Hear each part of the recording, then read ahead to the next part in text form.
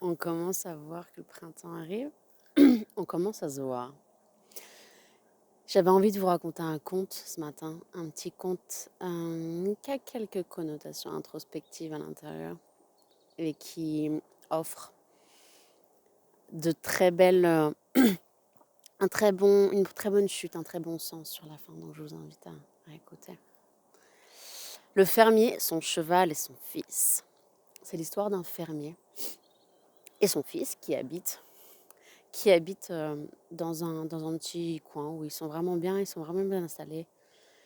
Une vie paisible, pas plus ou moins, beaucoup de travail les occupe au quotidien.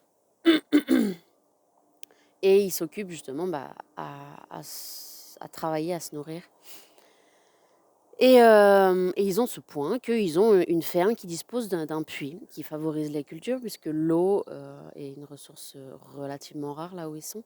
Et donc, ils sont quand même connus dans le village pour avoir un puits qui est super favorable du coup à leur culture, à leur quotidien, etc., à leur travail. Et on les envie un peu pour ça en fait. Petit chien, gros chien. On les envie pour ça parce qu'ils ont la chance justement d'avoir un puits sur place.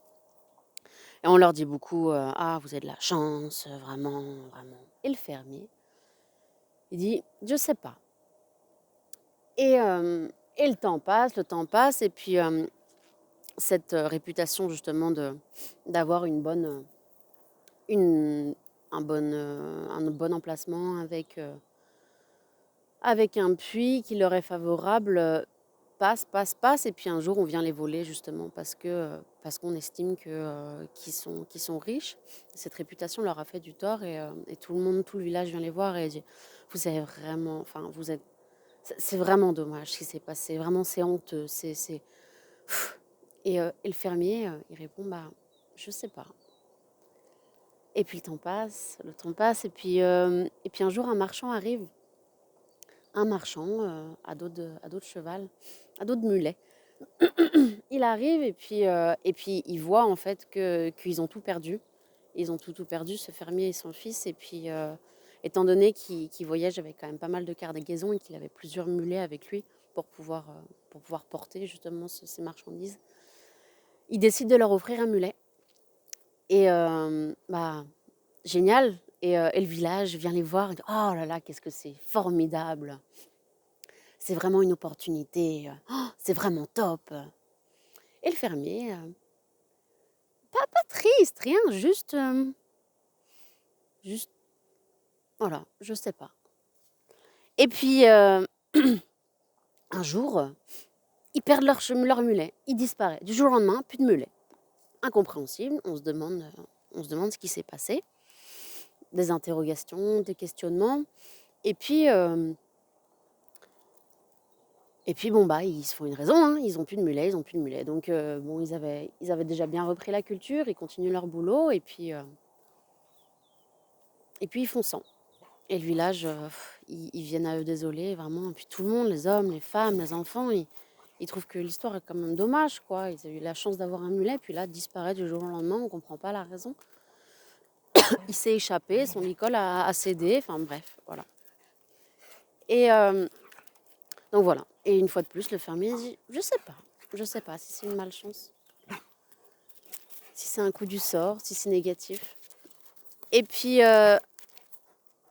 quelques semaines après, le mulet, il revient avec plein d'autres, enfin plein.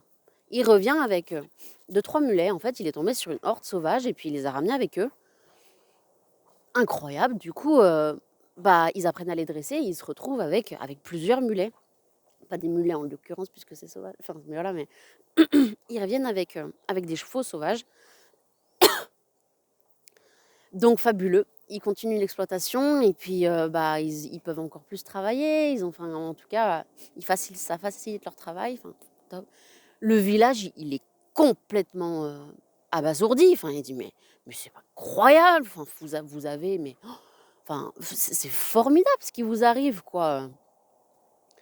Et puis une fois de plus, le paysan il dit bah je sais pas. Et puis en voulant débourrer un des chevaux sauvages, son fils il tombe et il se brise la jambe. il peut plus l'aider à l'exploitation. Le paysan un peu fatigué, un peu âgé, bah, il se retrouve tout seul à devoir travailler et le village vient le voir et dit: «Bon, bah, c'est horrible, vraiment, vraiment, c'est pas terrible ce qui vous arrive, quoi». Et puis une fois de plus, le paysan dit: «Bah, je sais pas». Et puis, quelques années plus tard, enfin quelques années, non pardon, quelques semaines plus tard, le fils il a toujours la jambe en vrac, ça se résorbe pas. Et puis, la guerre sonne. Il y a un appel, il y a une mobilisation qui est demandée à l'ensemble du pays. Tous les hommes sont réquisitionnés et sauf le fils parce que justement il peut pas y aller à cause de sa jambe. Et puis une fois de plus, bah, le paysan, il sait pas. Il sait pas si c'est bien ou c'est mal. J'aime beaucoup ce conte parce qu'il nous rappelle l'humilité.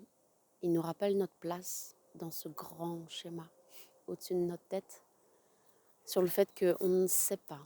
On ne sait pas ce qui est bien, ce qui est mal. On ne sait pas, on ne peut pas se positionner. Et on aura beau commenter, juger, peut-être qu'il suffirait peut-être tout simplement de rester devant ce qui se passe, apprécier à chaque moment, à chaque instant, les avantages, les inconvénients,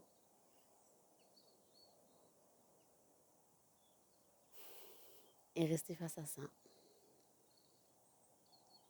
Si vous avez aimé ce conte, vous avez envie que je vous raconte d'autres petites histoires comme ça qui ont des sens un peu plus profonds, qui amènent à réfléchir, je vous invite à me le dire tout simplement. Et puis pour les personnes pour qui l'introspection s'intéresse vraiment, vraiment plus, ils ont envie de... L'introspection, c'est un chemin relativement personnel et autonome. Mais si vous avez envie d'aller plus vite, parce que vous sentez que l'année 2023, il est peut-être temps qu'on accélère la relation à soi, une meilleure relation à soi, bah, je vous invite à regarder en description. Il y a plein de contenus que je vais mettre en place et qui sont déjà en place. Donc voilà, je vous souhaite une excellente journée